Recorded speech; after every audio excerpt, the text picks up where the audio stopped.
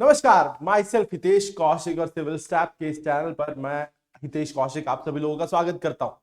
आज का ये जो सेशन है बहुत इंपॉर्टेंट रहने वाला है। इस सेशन में हम प्रीवियस ईयर क्वेश्चंस डिस्कस करेंगे जो आपसे पंजाब पीसीएस एग्जाम्स में पिछले 4 एग्जाम्स में पूछे गए थे। अब देख ले, हम मॉडर्न हिस्ट्री और वर्ल्ड हिस्ट्री दोनों के इंपॉर्टेंट सवाल जो भी पेपर में पूछे गए थे वो आपके साथ डिस्कस करेंगे। चले शुरुआत करते हैं आज के सेशन की और देखते हैं कैसे सवाल पूछे गए। इसके हिसाब से ना आप आगे के जो अगला जो एग्जाम है पंजाब पीसीएस प्रीलिम्स उसके लिए स्ट्रेटेजाइज कर सकते हैं, उसके लिए देख सकते हैं इस तरीके के सवाल पूछे जा सकते हैं और कुछ क्वेश्चन तो रिपीट भी होते हैं। ठीक है, तो आप देख लें जरूर कि कौन से जो है वो सवाल आए थे पीछे और कैसे उनको टैकल किया जा सकता था। चलो देखते हैं। देखो, मैं अपने सिविल स्टाफ आईएएस पर हमारे जो इनिशिएटिव चल रहे हैं उनकी जानकारी आपको देना चाहता हूं। देखिए, हमारा एक हर शनिवार UPSC civil services prelims exam के लिए एक हमने जीएस महा मैराथन शुरू किया है। हर शनिवार ये जो हमारा इनिशिएटिव है वो चलता है। अब इसका समय बदल गया है, जीएस महा मैराथन अब इसका समय हो गया सुबह 8:15 बजे। अब 8:15 बजे हम आपसे मिलेंगे और जीएस के लिए आपसे सारे हिस्ट्री, ज्योग्राफी, पॉलिटी, इकोनॉमिक्स, ठीक है, साइंस एंड टेक, एनवायरनमेंट, ये सभी विषय जो है और इनके इंपॉर्टेंट एमसीक्यूज आपके साथ डिस्कस करेंगे। 3-3.5 घंटे का सेशन जो है वो होगा। उसके बाद हमारा सीसैट का मैराथन शुरू हो जाएगा। हर शनिवार आप इससे जुड़ सकते हैं। ये हमारा बहुत अच्छा इनिशिएटिव है जिससे आप सिविल सर्विसेज प्रीलिम्स की तैयारी कर सकते हैं। जो बच्चे पीसीएस की तैयारी भी कर रहे हैं वो भी जीएस की सेशन से जुड़ जाएंगे तो बहुत फायदा होगा उन्हें। ठीक है, साथ ही में हमारे और जो इनिशिएटिव्स हैं उसमें हम current affairs regularly MCQ format में आपके साथ जो है वो डिस्कस कर रहे हैं जो सिविल सर्विसेज प्रीलिम्स के लिए आपके लिए जरूरी हो सकते हैं। और सर्वाधार उस सीरीज का हमारा नाम है। और एक हमारी मेंस की सीरीज है जिसमें हम मेंस के लिए तैयारी करा रहे हैं। इस सीरीज का नाम है प्रतिबद्ध और इसके लिए ये भी लेक्चर्स आपके लिए civil staff IAS YouTube channel पर अवेलेबल हैं। आप जाकर इन्हें अवेल कर सकते हैं। फ्री ऑफ कॉस्ट है, पूरे सारे सेशंस हमारे फ्री ऑफ कॉस्ट है। और सबसे नई अनाउंसमेंट वो ये है कि हम 9 जनवरी से शुरू करने जा रहे हैं पंजाब पीसीएस प्रीलिम्स एग्जाम के लिए 75 डेज क्रैश कोर्स। और ये पूरा फ्री ऑफ कॉस्ट है आपके लिए अवेल करने के लिए। और साथ ही पीसीएस प्रीलिम्स हम इसमें नोट्स भी देंगे आपको, एमसीक्यू प्रैक्टिस भी कराएंगे, जीएस सीसैट के लेक्चर सभी होंगे।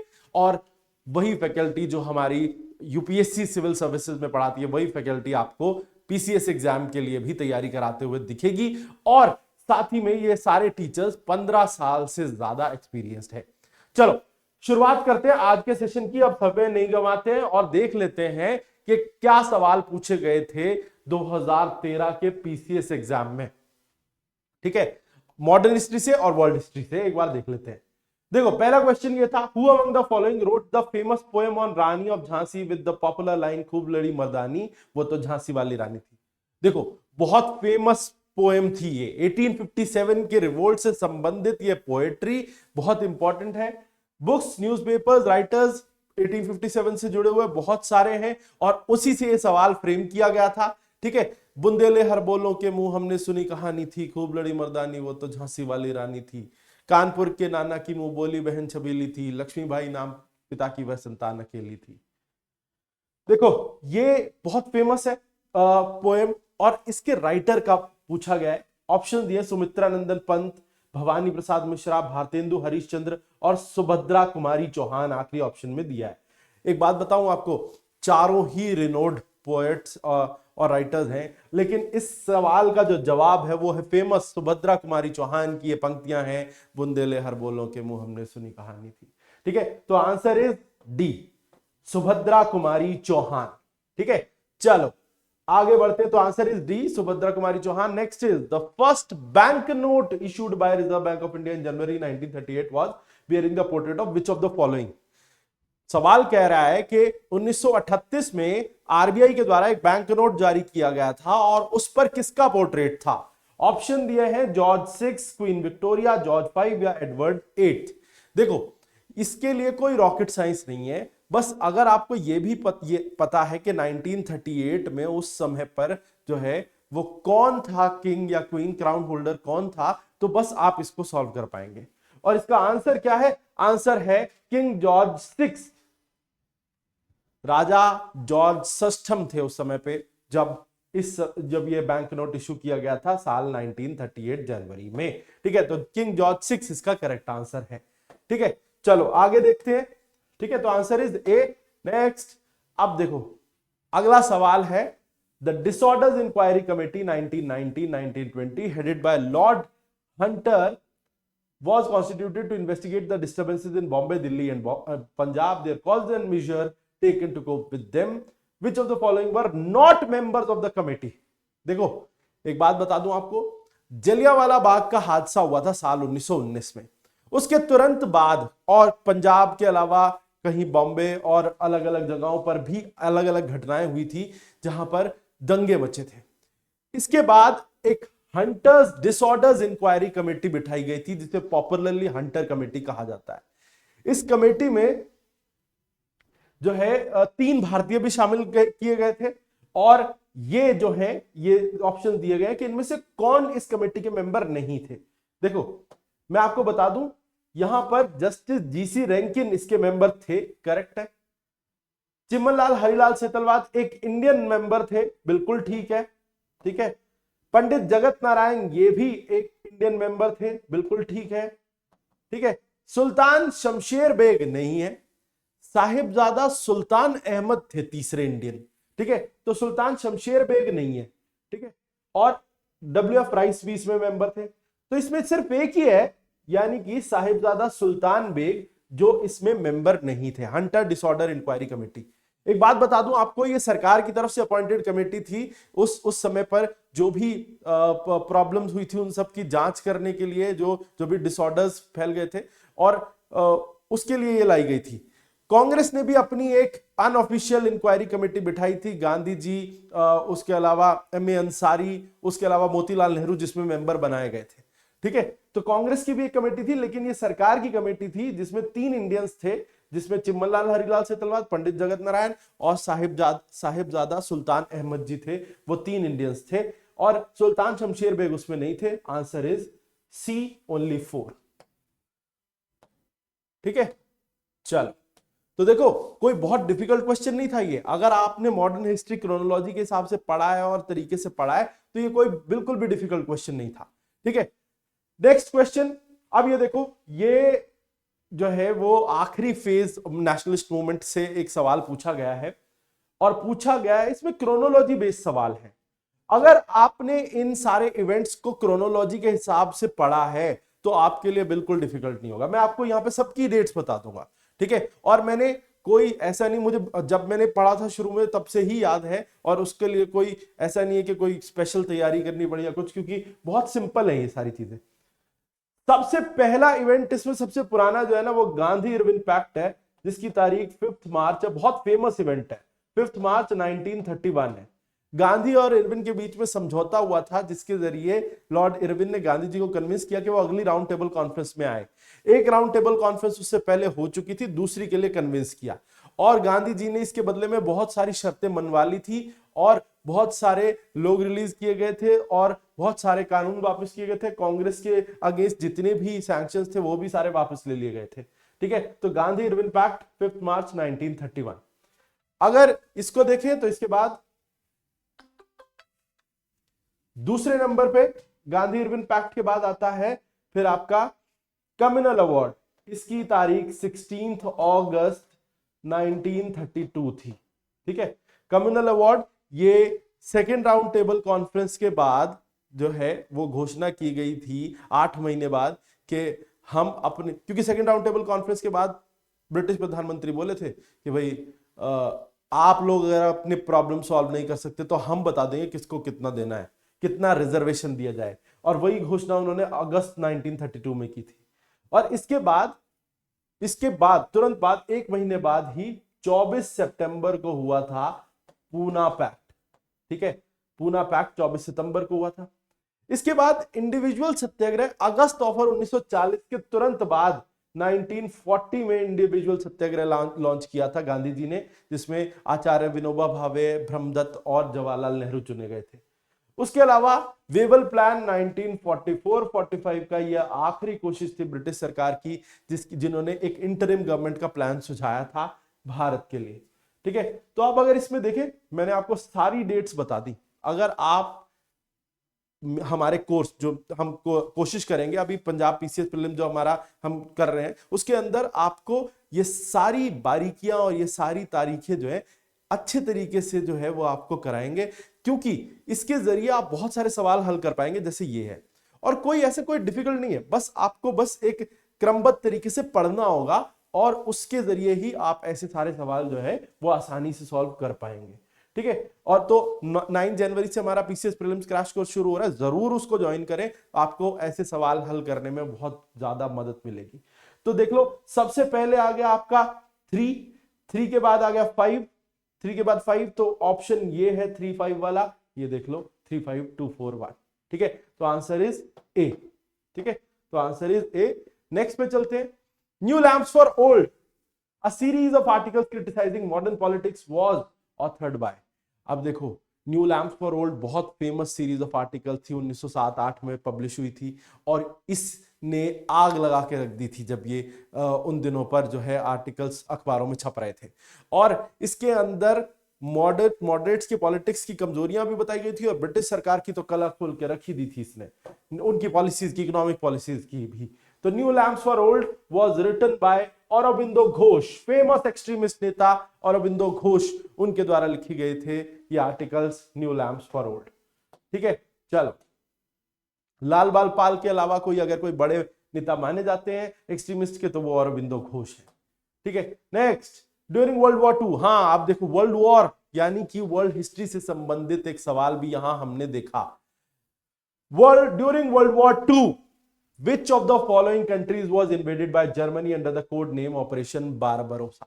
एक बात बताऊं, ये वो सवाल है जो पिछले 4 साल में 2 बार रिपीट हुआ है, ये वो सवाल है। ठीक है, ऑप्शन है great Britain, Soviet union, France और यूएसए। वर्ल्ड वॉर 2 में शुरुआत में जर्मनी सब देशों पर भारी था, अब उसके ओपोनेंट्स की उसने धज्जियां उड़ा के रख दी थी ब्लिट्जक्रीग के जरिए और अपनी लुफ्टवाफे एयरलाइंस के जरिए। और ऑपरेशन बारबरोसा उसका एक ऐसा, हिटलर के द्वारा की गई एक ऐसी गलती थी जिसने उस युद्ध का परिणाम ही बदल दिया था। इससे पहले तक हिटलर सबकी धज्जियां उड़ा रहा था, लेकिन ये जो स्टेप उसने लिया वो उसके लिए आत्मघाती साबित हुआ। और ये वो देश है सोवियत यूनियन जिसके ऊपर हिटलर ने हमला किया था ऑपरेशन बारबरोसा के तहत। ठीक है, तो आंसर इज बी। नेक्स्ट, एक और अब वर्ल्ड हिस्ट्री से, वर्ल्ड वॉर 2 से जुड़ा हुआ। इन 1942 battle of Midway was fought between naval forces of which of the following belligerent nation. देखो यहां बेलिजरेंट शब्द दिया है, बेलिजरेंट, बेलिजरेंट का मतलब होता है वो देश जो आपस में एक दूसरे के खिलाफ लड़ रहे होते हैं।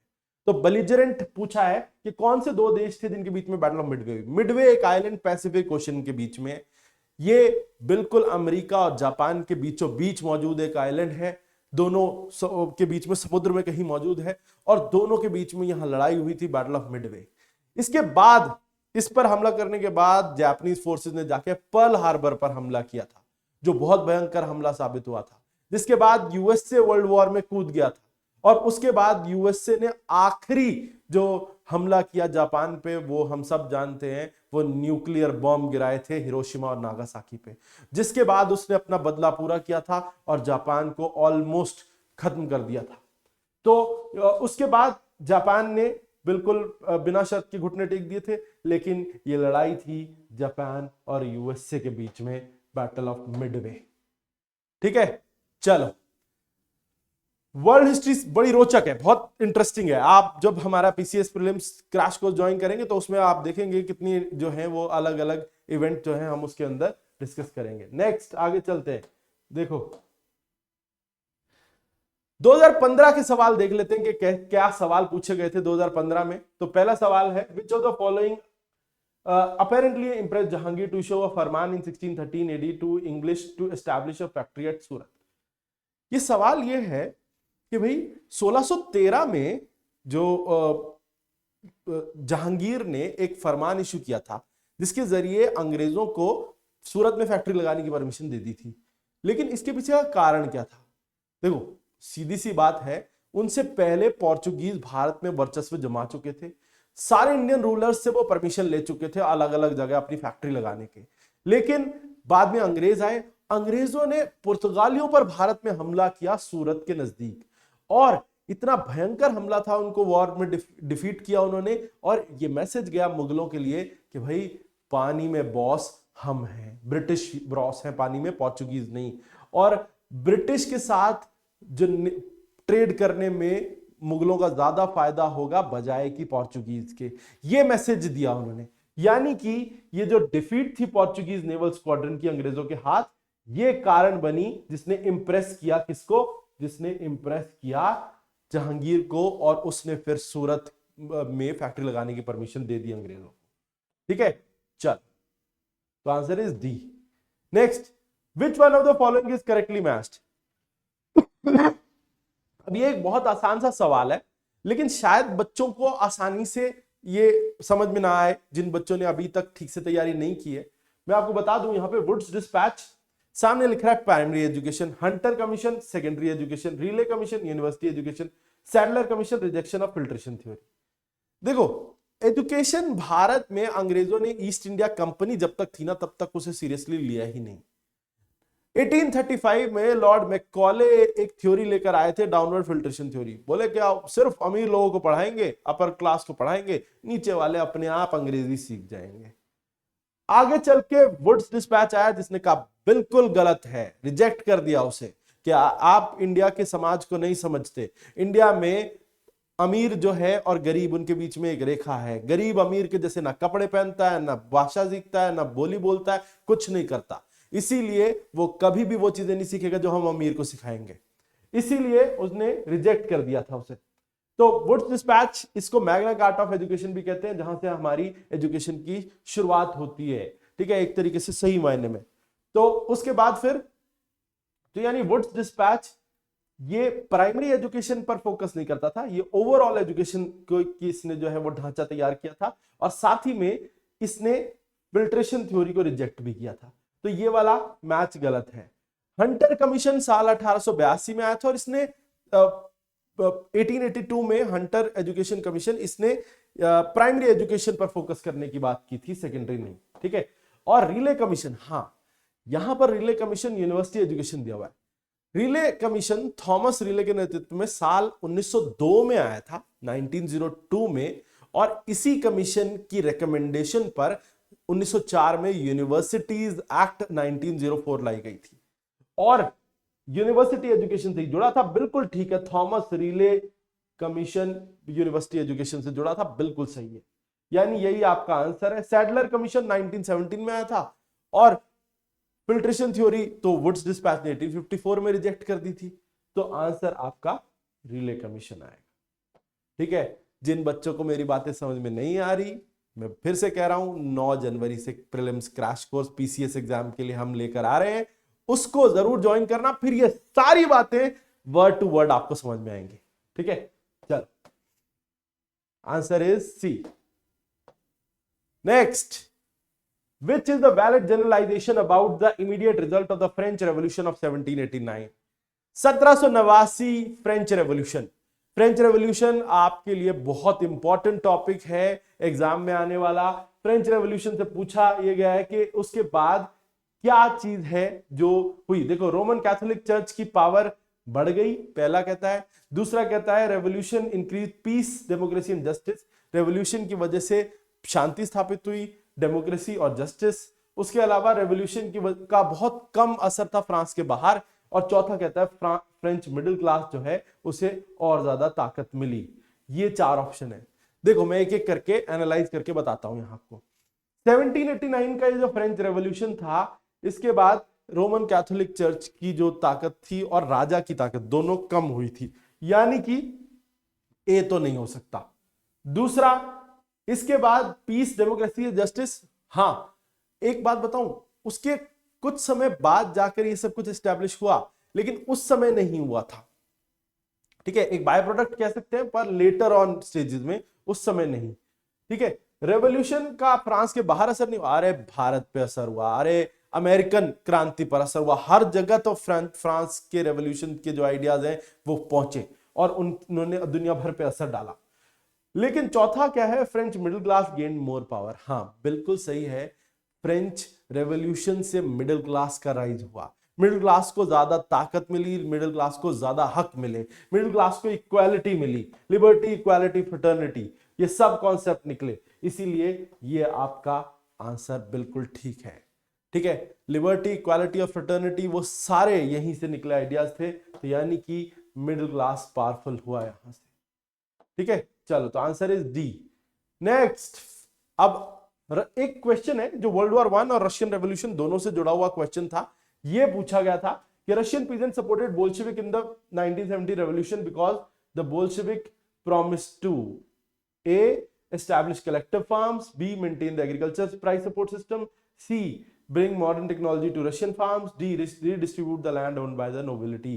देखो, वर्ल्ड वॉर 1 हुई, रशिया लड़ रहा था, रशिया के साथी थे ब्रिटेन और फ्रांस, लड़ रहे थे किससे, सामने थे central powers, Austria Hungary Germany, उनके साथ लड़ रहे थे, उनके अगेंस्ट लड़ रहे थे मतलब। तो रशिया ठीक ठाक लड़ा 1917 तक, लेकिन फिर वहां पर इकोनॉमिक क्राइसिस शुरू हो गए, हालात बेकाबू होने लगे, लोग लड़ना ही नहीं चाहते थे युद्ध, लेकिन लड़ रहे थे, रशिया उस वॉर को फिर भी लड़ रहा था। उसके बाद राजा के खिलाफ लोगों ने विद्रोह कर दिया, विद्रोह को लीड कर रहे थे बोल्शेविक्स। बोल्शेविक्स ने कहा देखो, जो भी ऑफिशियल क्लास है, नोबल क्लास है, जिसके हाथ में सारी जमीनें हैं यहाँ की, हम उनसे छीन लेंगे, हमें ताकत में लाए अगर तुम, तो हम तुमको वो सभी जो लैंड है वो रीडिस्ट्रीब्यूट करके दे देंगे, और हर किसान के पास कुछ ना कुछ जमीन होगी। तो ये वादा था बोल्शेविक्स का, redistribute the land owned by the nobility. ठीक है, चलो next is the first freedom fighter to evolve non cooperation and use of swadeshi as political weapon was Bal Gangadhar तिलक, महात्मा गांधी, सतगुरु राम सिंह या जी के गोखले। अब ये कहता है कि कौन थे वो पहले व्यक्ति जिन्होंने नॉन कॉपरेशन और स्वदेशी चीजों को जो है एक हथियार बनाया, एक पॉलिटिकल वेपन बनाया अंग्रेजों के खिलाफ। तो इसका आंसर जो है ना वो है सतगुरु श्री राम सिंह थे, जिन्होंने वो किया था। ठीक है, तो पहले फ्रीडम फाइटर सतगुरु राम सिंह जी थे। ठीक है, तो आंसर इज सी। नेक्स्ट, अब ये सवाल है लाला लाजपत राय से जुड़ा हुआ कि वो किस न्यूज़पेपर से जुड़े हुए थे, कोहिनूर, पंजाबी, वंदे मातरम और पीपल। ठीक है, ये 4 ऑप्शन यहां आपको दिए। वैसे एक बात बताऊं आपको कि ये चारों ही न्यूज़पेपर सही हैं, इनसे कभी ना कभी लाला लाजपत राय जुड़े रहे थे, तो इसीलिए आपका आंसर क्या है, ऑल ऑफ द अबव। तो all of the above is correct in this regard. अगला सवाल देखें। अगला सवाल यहां पर ना 2 लिस्ट दी हैं, social religious reform movement of 19th century, वहां से ये सवाल पूछा गया है और बहुत आसान है, बिल्कुल भी डिफिकल्ट नहीं है। नामधारी, निरंकारी, राधा स्वामी, आर्य समाज और उनके शुरुआत करने वाले उन आंदोलनों को या मूवमेंट्स को शुरू करने वाले जो सामने लोग दिए, और आपको मैच करना है। बहुत आसान है, अगर आप देखें तो नामधारी गुरु बालक सिंह जी, निरंकारी दयालदास जी, राधा स्वामी शिवदयाल जी और आर्य समाज दयानंद सरस्वती, हम सब जानते हैं। ठीक है, तो ये मैच है। आप ए पर 2 देख लें जिसमें है, और बी पे 3, सी पे 4, यानी कि ऑप्शन सी आपका इसमें करेक्ट है। ठीक है, तो बिल्कुल सही है, कोई भी डिफिकल्टी इसमें नहीं होनी चाहिए थी, बहुत आसानी से ये सॉल्व हो जाता अगर आपने सिर्फ ये इनके बारे में बेसिक जानकारी भी ली है तो। ठीक है, नेक्स्ट, फिर से वर्ल्ड हिस्ट्री से एक सवाल, ये देखें, which factor most enabled Japan to rebuild and modernise rapidly after World War 2। विश्व युद्ध द्वितीय, जिसमें जापान के ऊपर बम गिराया गया था आखिर में, जिसके बाद जापान ने घुटने टेक दिए थे, वो थे हिरोशिमा और नागासाकी के न्यूक्लियर बॉम्ब्स। और उनके बाद जापान ने 1966 टोक्यो ओलंपिक्स में वो कर दिखाया जो किसी ने उम्मीद नहीं की थी, वो डेवलपमेंट दिखाई जो शायद किसी की भी उम्मीद नहीं थी कि एक देश जिसको इतने बुरे तरीके से बर्बाद किया गया था वो इतनी तेज डेवलप करेगा। सिर्फ 20 साल के अंदर 1945 में बॉम्ब गिराए गए थे और उसके बाद 1966 के टोक्यो ओलंपिक्स में वो जो डेवलपमेंट दिखी, उसका रीजन क्या था, ये यहां पूछ रहे हैं। वास्ट मिनरल रिजर्व्स उसका रीजन था, large amounts of fertile land उसका रीजन था, स्ट्रॉन्ग मिलिट्री उसका रीजन था, या वेल ट्रेन्ड वर्कफोर्स उसका रीजन था। ये 4 ऑप्शन है। देखो, मिनरल रिजर्व नहीं हो सकता, जापान के पास कभी भी बहुत ज्यादा मिनरल रिजर्व नहीं रहे।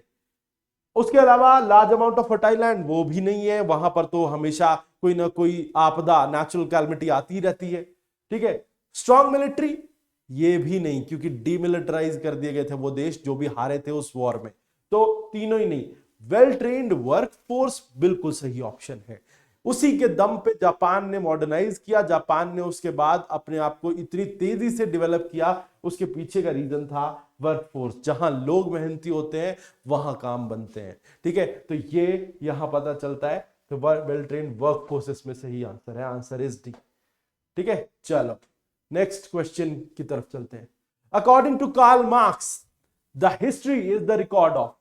अब कार्ल मार्क्स एक समाजवादी हिस्टोरियन है और उनके अगर देखें तो ये 4 ऑप्शन कहते हैं, granting of more political liberties to all the people, या फिर struggle between classes in the society, war and conflict between nation, increasing prosperity, what about by industrialisation. वैसे तो बहुत हद तक उनकी आइडियोलॉजी पर ये काफी सारी स्टेटमेंट जाती है, लेकिन जो सही स्टेटमेंट है वो ये है। कार्ल मार्क्स के अनुसार history is the record of struggle between classes in the society. अलग अलग समाज के वर्गों के बीच में जो पसोपेश बनी रहती है वही तो इतिहास है, कार्ल मार्क्स का कहना है। ठीक है, चलो। In eastern Europe after World War one the greatest obstacle to national unity in many nation states was the. अब ये कहते हैं कि पहले प्रथम विश्व युद्ध के बाद ईस्टर्न यूरोप में क्या वो चीज थी जो नेशनल यूनिटी नहीं बनने दे रही थी कई देशों के अंदर। तो ये पूछ रहे हैं ये कि तो the great ethnic diversity found in the region, economic dependence of eastern Europe on Japan, acceptance of democratic tradition by most Eastern Europeans, expansion of United States influence in the region। देखो, इसका मैं बता देता हूं साफ, क्योंकि eastern Europe जो world war 1 के बाद टूट फूट गया था, उसके वहां पर बहुत सारी प्रॉब्लम्स थी। वहां पर कई सारी एथनिसिटी के, कई रीजनल लैंग्वेजेस बोलने वाले लोग रहते थे। वहां पर स्लाविक लोग थे, वहां पर बाल्कन रीजन भी थे, वहां पर ग्रीक आइडेंटिटी वाले लोग भी थे, रोमन भी थे, और इसी वजह से और बहुत सारे जो हैं उनके बीच में डाइवर्सिटी थी। मुस्लिम्स भी थे कुछ, तो जिसकी वजह से ऑब्वियस है कि उन देशों के अंदर एक नेशनल यूनिटी बनना बहुत मुश्किल था। तो इसीलिए ईस्टर्न यूरोप जो है वो डाइवर्सिटी, एथनिक डाइवर्सिटी जो उस रीजन की थी, उसकी वजह से ही वहां पर कोई भी नेशनल यूनिटी नहीं बन पा रही थी। ठीक है, तो answer A is your correct answer. ठीक है, अब 2018 के मॉडर्न हिस्ट्री और वर्ल्ड हिस्ट्री के सवाल देख लेते हैं। हमने देख लिए 2013 के और 15 के पेपर में जो पूछे गए थे। अब तीसरा पेपर 2018 का देख लेते हैं, इसमें क्या सवाल पूछे गए। पहला सवाल, इन 1775 where was the first battle of American Revolution fought where 1000 British soldiers met the colonial militia। यहां पे क्या हुआ था कि 1775 में अमेरिकन क्रांति की पहली लड़ाई हुई थी और इसमें 1000 ब्रिटिश सोल्जर्स कुछ आम कॉलोनियल क्रांतिकारियों से भिड़े थे। ठीक है, तो आपको बताना ये जगह कौन सी थी। देखो, बहुत फेमस जगह है ये, लेक्सिंगटन एंड कॉनकॉर्ड, जहां पर ये पहली लड़ाई हुई थी। तो इसमें दिया हुआ है लेक्सिंगटन, तो ये आपका सही आंसर है। अमेरिकन रेवोल्यूशन पढ़ते हैं तो ये जरूर पढ़ते हैं हम। ठीक है चलो जी, तो answer is B. Next, who wrote the discourse on the origin of inequality. ये भी सवाल था पेपर में, एनलाइटनमेंट से जुड़ा हुआ है। एनलाइटनमेंट भी एक बहुत इंपॉर्टेंट टॉपिक है आपके लिए वर्ल्ड हिस्ट्री में से। ठीक है, और ये पूछा गया है कि discourse on the origin of inequality, Voltaire, Jean Jacques Rousseau, Montesquieu और लॉकी, चारों एनलाइटनमेंट थिंकर्स हैं। और इसमें से ये पूछा गया कि किताब किसकी लिखी गई है, तो इसका आंसर है जीन जेक्स रूसो। रूसो के द्वारा लिखी गई किताब है discourse on the origin of inequality. ठीक है, गहन अध्ययन है ओरिजिन ऑफ इनइक्वालिटी। ठीक है, चलो नेक्स्ट, ये भी वर्ल्ड वॉर से जुड़ा हुआ एक सवाल। Vladimir Ilyich Ulyanov was popularly known as.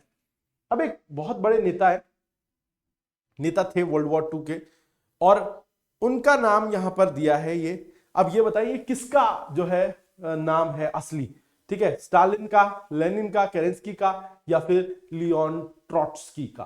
तो आंसर इज व्लादिमीर लेनिन ही व्लादिमीर इलिच उलियानोव कहलाते हैं, जिनके नाम से रूस में शहर है लेनिनग्राड।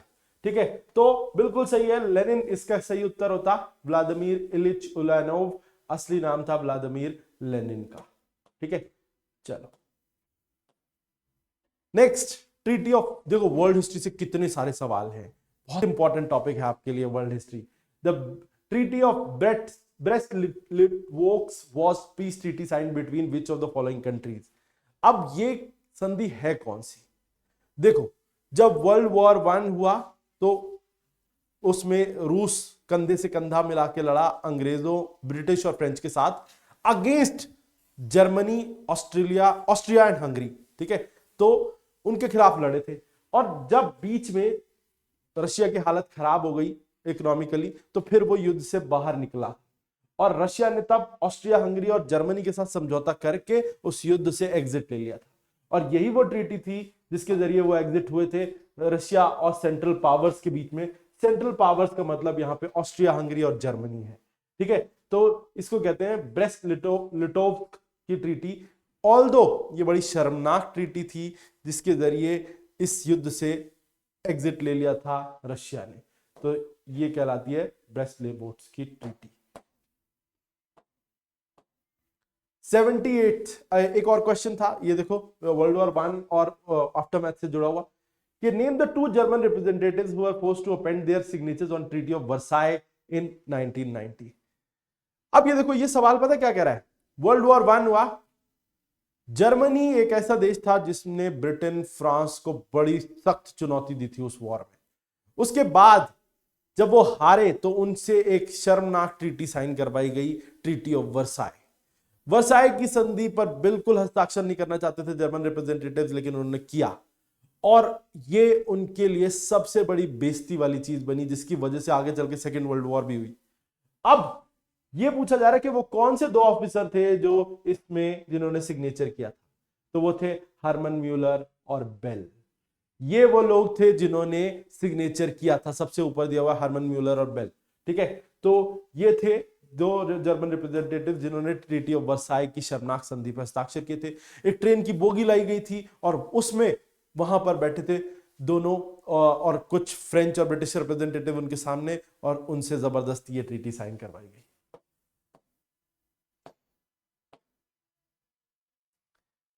ये आ गया वो सवाल जो 2013 के पेपर में भी पूछा गया था और फिर रिपीट पूछा गया 2018 के पेपर में।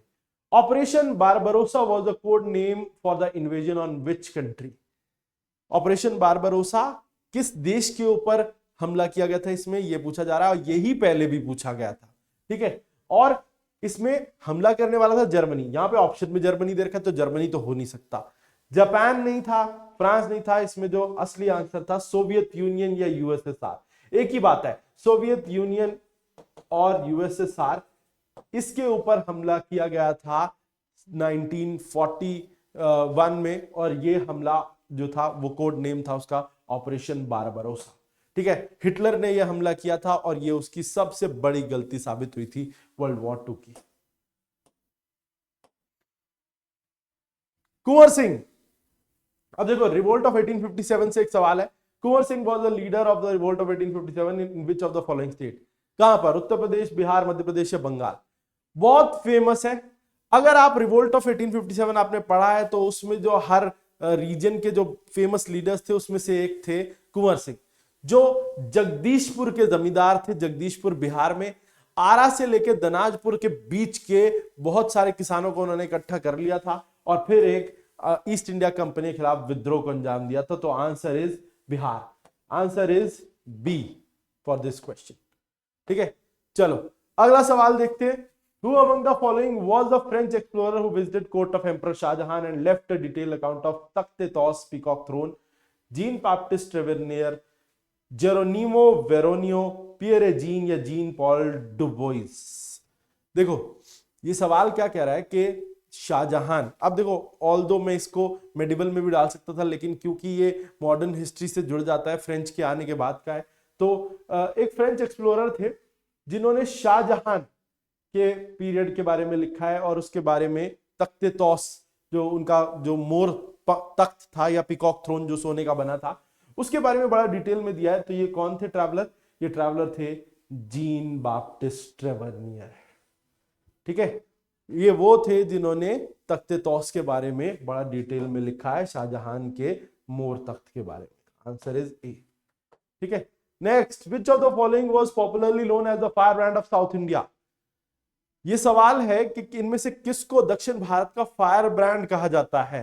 ठीक है, तो ये बहुत आसान था, एस सत्यमूर्ति है इसका आंसर, और इसमें यहां पर एस सत्यमूर्ति दिया हुआ है, तो एस सत्यमूर्ति जो थे fire brand of South India कहलाते थे।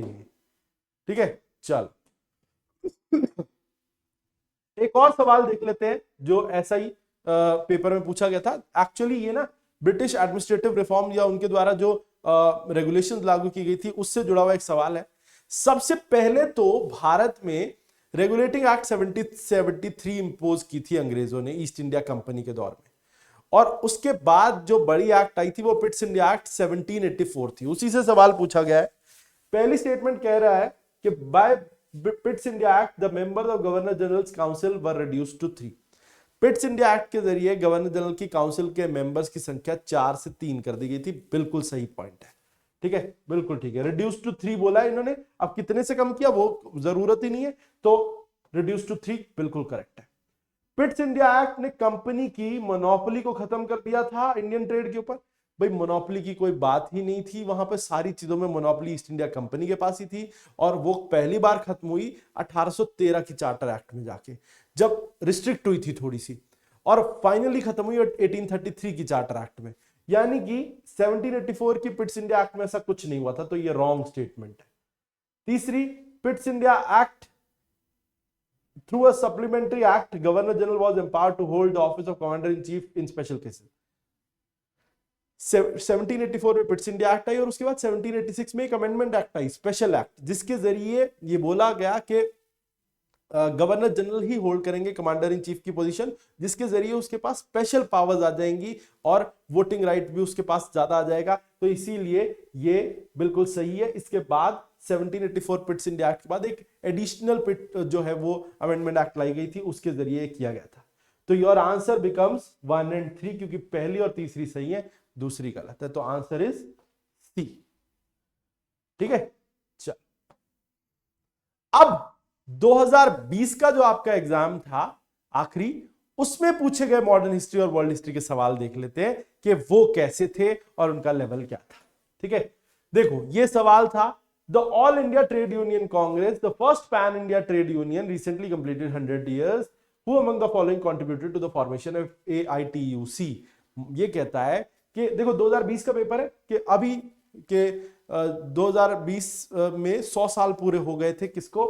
All India trade Union Congress को, जो सबसे पहली ट्रेड यूनियन थी, और इसमें कौन कौन मेंबर उससे जुड़े हुए थे उसकी फॉर्मेशन से। तो देखो एक बात बता दूं आपको, इस समय तक सिर्फ बाल गंगाधर तिलक ऐसे थे जिनका निधन हो चुका था, और उनका इसमें कोई हाथ हो ही नहीं सकता जब ये बनी थी। ठीक है, तो बाल गंगाधर तिलक नहीं हो सकता। लाला लाजपत राय इससे जुड़े थे, जोसेफ बाप्टिस्टा, NM जोशी और दीवान चिमनलाल सब जुड़े हुए थे। तो only person was not there was Bal Gangadhar तिलक, जिनका निधन हो गया था, और आंसर इसीलिए बनता है 1, 3, 4 और 5, ऑप्शन नंबर। ठीक है जी, चलो अगला सवाल देखते हैं, आंसर सी है आपका इसमें। ठीक है, चलो, in Indian freedom struggle who among the following revolutionaries carried out their activities from abroad. अब यहां पर यह भी एक सवाल बड़ा मजेदार है कि राजा महेंद्र प्रताप, मौलाना बरकतुल्लाह, लाला हरदयाल, 3 नाम दिए कि इनमें से किसने भारत के बाहर रहकर रेवोल्यूशनरी एक्टिविटीज को अंजाम दिया था। तो इसमें राजा महेंद्र प्रताप अफगानिस्तान से, मौलाना बरकतुल्लाह और लाला हरदयाल US और कनाडा से एक्टिव रहे। तीनों बिल्कुल सही हैं, तीनों ही इन्वॉल्व थे बाहर से विदेश में बैठकर हिंदुस्तान के रेवोल्यूशनरी एक्टिविटीज को चलाने के लिए, तो बिल्कुल सही है 1 2 3 इसमें आपका करेक्ट आंसर। ठीक है, चल नेक्स्ट क्वेश्चन देख लेते हैं। देखो अगला सवाल फिर से वर्ल्ड हिस्ट्री से है। वर्ल्ड हिस्ट्री से बहुत सवाल हैं, देख लेना। ठीक है, और what important influence did John Locke, Baron de Montesquieu, Jean Jacques Rousseau and Voltaire have on US. अब यह पूछा गया कि इन लोगों के यूएस पर क्या प्रभाव रहे। पहला, they were Europeans who came to help American fight the British revolution. दूसरा, they were Europeans political thinkers who influenced the ideas of American leaders at the time of revolution. They were Europeans whose inventions sparked the American Industrial Revolution around 1800. They were European philosophers who met with Thomas Jefferson to draft the Declaration of Independence. पहला, अब देखो यहां पे ना, पहला कि ये वो यूरोपियन थे जो अमेरिकन की मदद करने गए जो रेवोल्यूशन अमेरिकी क्रांति के दौरान। नहीं, ये सब नहीं गए थे, सब एक साथ हुए भी नहीं। डिफरेंट पीरियड के पॉलिटिकल थिंकर्स हैं, यूरोप से ताल्लुक रखते हैं, तो ये नहीं गए ऐसा करने। जाते भी कैसे, एक साथ तो जा ही नहीं सकते ना सब लोग। तो कोई ऐसा इवेंट हुआ होगा जब सारे गए हो, लेकिन चारों एक साथ पैदा ही नहीं हुए तो कैसे जा सकते हैं। तीसरा कहता है देवर यूरोपियंस हुज इन्वेंशन। अब ये इन्होंने कोई इन्वेंशन नहीं की, वो पॉलिटिकल थिंकर थे, उनके विचार थे बस। उन्होंने कोई ऐसी इन्वेंशन नहीं की जिससे इंडस्ट्रियल रेवोल्यूशन को मदद मिली, या कोई ऐसी चीज नहीं बनाई जिससे इंडस्ट्रियल रेवोल्यूशन हो सके, तो ये भी गलत है। और जब अमेरिका आजाद हुआ तो उनके कॉन्स्टिट्यूशन बनाने से के समय ये सब पहुंचे। जब वो सारे एक साथ एग्जिस्ट ही नहीं करते थे तो एक साथ पहुंच कैसे सकते, नहीं हो सकता।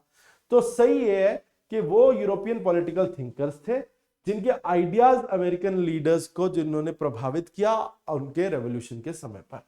तो आंसर बी इज करेक्ट। ठीक है, तो आंसर इसमें आ गया आपका बी। ठीक है, चल लास्ट क्वेश्चन 2020 के पेपर का ये था कि from 17 July to 2 August 1945 leaders from allied nations met at the Potsdam Conference to decide the sanctions to be put in place against the recently defeated Nazi Germany. During the conference, the decision was made that certain industries in Germany would be. देखो, ये पोस्टडैम conference world War 2 के बाद हुई और इसमें तय किया जा रहा था कि नाजी जर्मनी का क्या किया जाए जो हारा था उस वॉर में, और इसमें जो अगेंस्ट लड़ रहे थे जर्मनी के एलाइड फोर्सेस वो सब इकट्ठे हुए और ये तय करना था कि जर्मनी की इंडस्ट्रीज का क्या किया जाए। और ये डिसाइड किया गया कि उनको डिसेबल किया जाएगा in order to destroy potential for war, कि कहीं उनका इस्तेमाल दोबारा से किसी बड़े युद्ध के लिए ना हो जाए, इसीलिए उन्हें डिसेबल किया जाएगा। ये डिसीजन वहां लिया गया था। ठीक है जी, तो योर आंसर बिकम्स सी।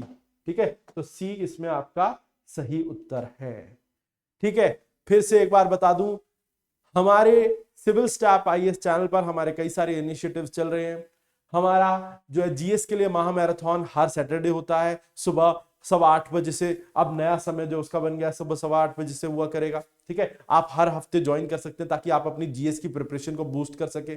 जो बच्चे सिविल सर्विसेज प्रीलिम्स देना चाहते हैं या फिर पीसीएस प्रीलिम्स, दोनों के लिए ये बेनिफिशियल हो सकता है। साथ ही में हम सर्वाधार सीरीज जो है हमारी, जिसके जरिए हम लगातार आपको वीक में करंट अफेयर्स करा रहे हैं सुबह 10:15 बजे की टाइमिंग में, तो वो भी आप ज्वाइन कर सकते हैं। और जो मेंस की तैयारी करना चाहते हैं उनके लिए तो प्रतिबद्ध सीरीज है ही।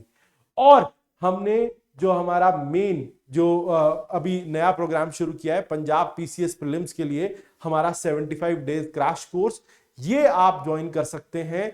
फ्री ऑफ कॉस्ट है, यूट्यूब पर चलेगा ये 9 जनवरी 2025 से। यहां पे आपको नोट्स मिलेंगे, एमसीक्यू प्रैक्टिस मिलेगी, जीएस और सीसैट के कंप्लीट लेक्चर्स आपको मिलेंगे जिसमें हम पूरा कोर्स आपको कराएंगे। ठीक है जी, और 15 साल से ज्यादा एक्सपीरियंस फैकल्टी आपकी इसमें मदद करेगी। तो मैं उम्मीद करता हूं कि आप इस प्रीलिम्स क्रैश कोर्स को जरूर ज्वाइन करेंगे और अपनी तैयारी को एक लेवल और ऊपर पुश कर देंगे और एक कदम बढ़ा देंगे अपनी सक्सेस की तरफ। तो आज के लिए इतना ही, फिर मिलेंगे आपसे। जय भारत, जय पंजाब, जय हिंद।